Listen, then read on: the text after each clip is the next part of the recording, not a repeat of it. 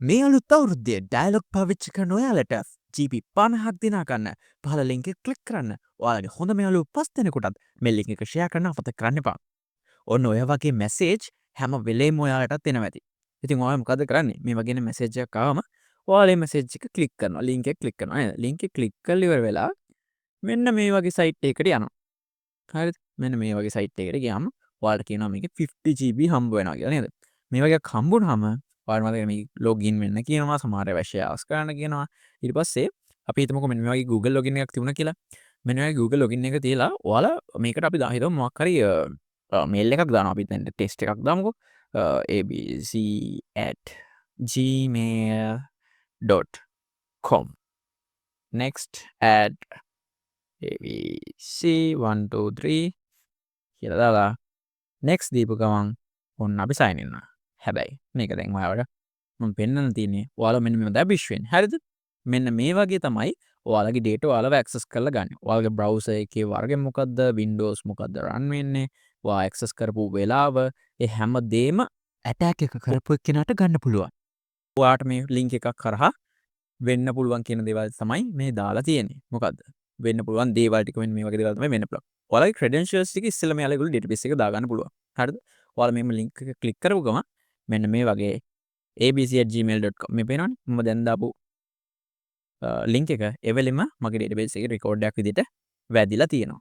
ඊට පස්සේ ඔයාලට පුළුවන් ඔයාලගේ email එක password එක ඒකල තියෙන නිසා ඔයාලා විදිහට දේවල් access කරන්න පුළුවන්. හිතමු ඔයාගේ OTP එකක්. එහෙම කියන්නේ අපි කියන ඉලක්කම් 6ක pin එකක් එන්නේ සමහරවිට message එකට.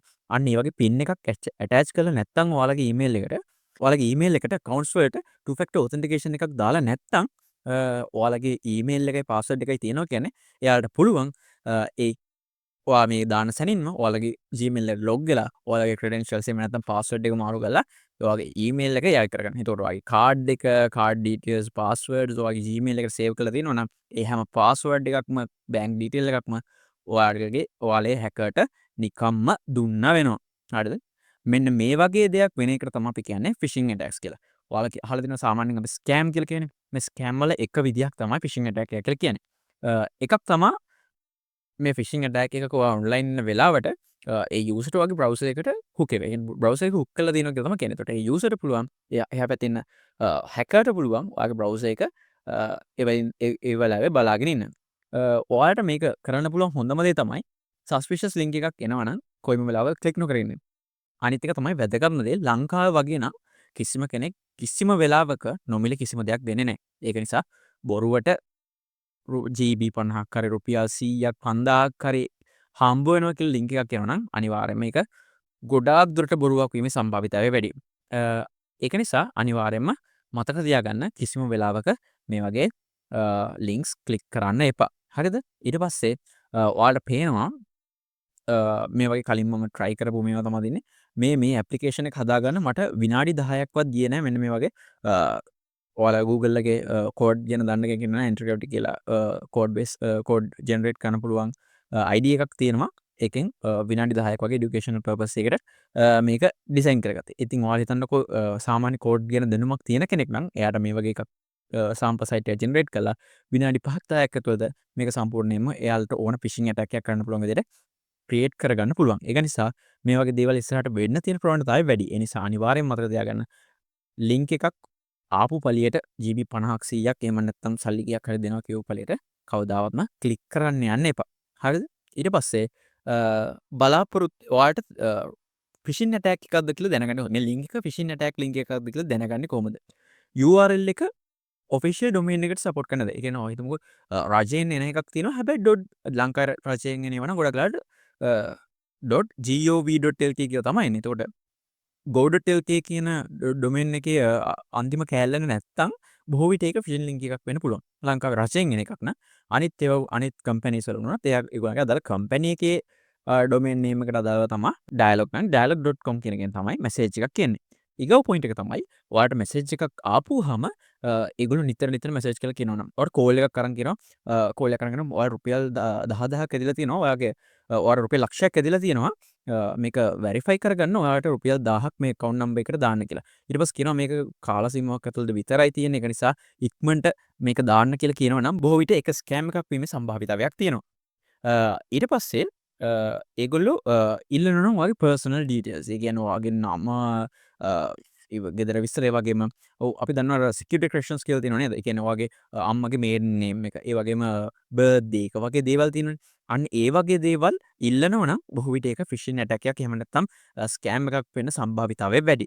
ඒ වගේම එවපු මෙසේජස් වල අකුරු අඩුයි නම් ස්පෙල්ලිං අඩුයි නම් ඒ වගේම ඔයාලා දන්න සිංහලෙන් මෙසේජ් එකක් කියනවා නම් ගොඩක් වෙලාවට දැන් පිටරට කෙනෙක් සිංහල කෙනෙකුට මෙසේජ් එකක් කරනවා නම් ඒගොල්ලෝ ගොඩක් වෙලාවට chat GPT හරි Google Translator පාවිච්චි කරනවා. එතකොට ඒක ගොඩක් වෙලාවට අර ෆෝමල් වැඩි ගොඩක් වෙලාවට ෆෝමල් වැඩි ඉෂුස් තියෙනවා. ඒ වගේ දේවල් තියෙනවා. ඒ වගේම අකුරු වැරදි කෑලි අඩුයි නම් ගොඩක් වෙලාවට මේක ස්කෑම් එකක් වෙන්න සම්භාවිතය වැඩි.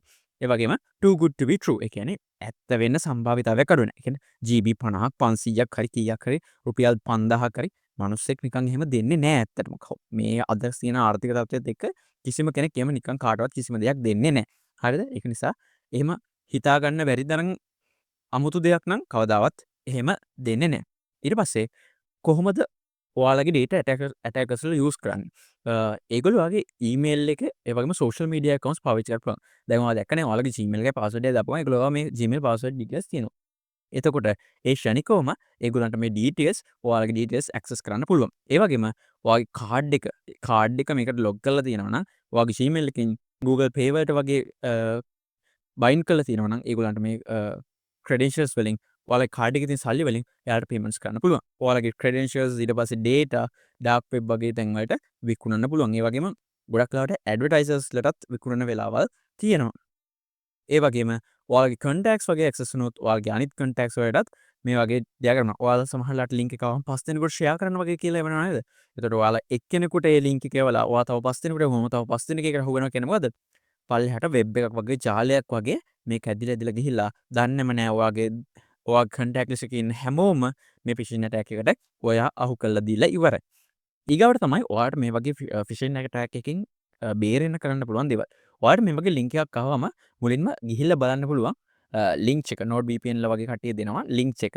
ඔයාට පුළුවන් මේ ලින්ක් එක මෙතනට ගිහලා පේස්ට් කරලා බලන්න මේ ලින්ක් එක ඇත්තටම ඇත්ත ලින්ක් එකක්ද කියලා චෙක් කරන්න පුළුවන්. ඒගොල්ලෝ කව ගොඩක් වෙලාවට හොඳ ඩේටාබේස් එකක් තියෙනවා. ඒතකොට ඒගොල්ලෝ කියනවා මේක ඇත්ත ලින්ක් එකක් වෙන්න පුළුවන්ද බැරිද කියලා. ඊට පස්සේ two factor authentication කියන එක enable කරන්න පුළුවන්. ඒ කියන්නේ ඔයාලා දන්නවා ඔයාලා සාමාන්‍ය Google එකට log වෙනකොට ඔයාලට OTP message එක කියන්නේ නම්බර් එකක් එක ඉලක්කම් 6ක වගේ message එකක් එනවනම් අන්න two factor authentication on කරලා තියෙන්නේ.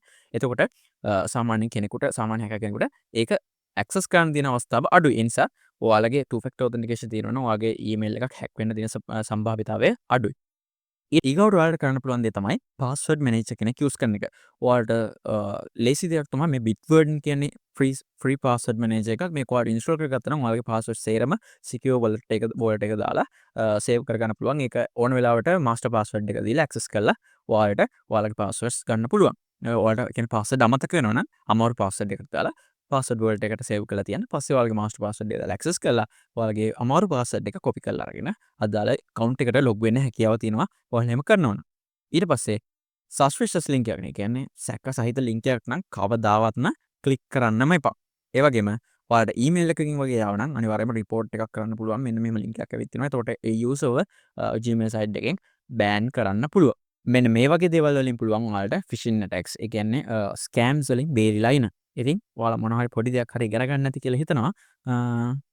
මේ වීඩියෝ එකෙන් එහෙනම් ගිහින් යන්න. බයි.